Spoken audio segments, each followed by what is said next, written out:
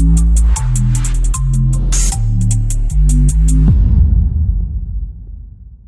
Textile માર્કેટમાં રૂપિયા નહીં આપતા વેપારીનો આપઘાત. કમલ અગ્રવાલ નામના કાપડ વેપારીનો આપઘાત. સુરત ટેક્સટાઇલ માર્કેટમાં રૂપિયા નહીં આપતા વેપારીનો આપઘાત. કમલ અગ્રવાલ નામના કાપડ વેપારીનો આપઘાત. આરોપીએ 80 લાખ જેટલાનો ઉધારમાં કાપડ લઈને રૂપિયા માટે હાથ ઊંચા કર્યા. રૂપિયા ફસાઈ જતા આત્મહત્યા કરી હતી. રૂપિયા માંગતા વેપારીને જાનથી મારી નાખવાની ધમકી આપતા હતા. રૂપિયા નહીં આપતા ધમકીના ત્રાસથી વેપારી આત્મહત્યા કરી લીધી હતી. સલાબતપુરા પોલીસે 4 આરોપી વિરુદ્ધ ગુનો નોંધીને 2 આરોપીની ધરપકડ કરી. આબિદ હુસેન સૈયદ અને આશિષ ટંડનની ધરપકડ કરવામાં આવી. ગઈ 23 તારીખના રોજ કમલ અગ્રવાલ નામના એક આધેડે એક આત્મહત્યા કરેલી. એ સંબંધે સલાબતપુરા પોલીસ સ્ટેશનમાં એડી દાખલ કરવામાં આવેલી.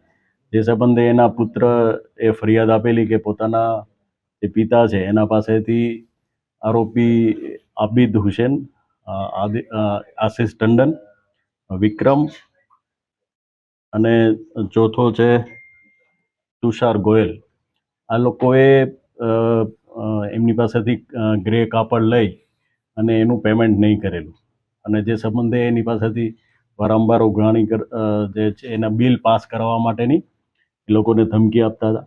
તે સંબંધે એને મરવા માટે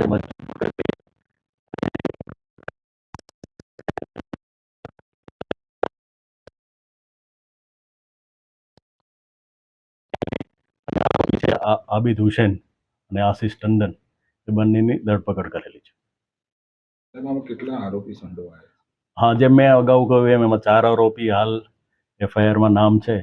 અન્ય કોઈ જો તપાસ ચાલુ છે, અન્ય જો કોઈ આરોપીના નામ ખુલશે તેઓની પણ ધરપકડ કરવામાં.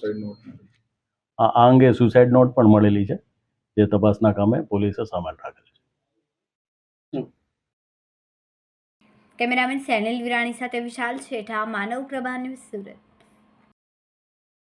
અમારા વિડિયોની નવી અપડેટ મેળવવા માટે સબસ્ક્રાઇબ કરો માનવ પ્રભા ન્યૂઝ ચેનલને. બેલ આઇકન ક્લિક કરો લેટેસ્ટ વિડિયો સૌથી પહેલા મેળવવા માટે.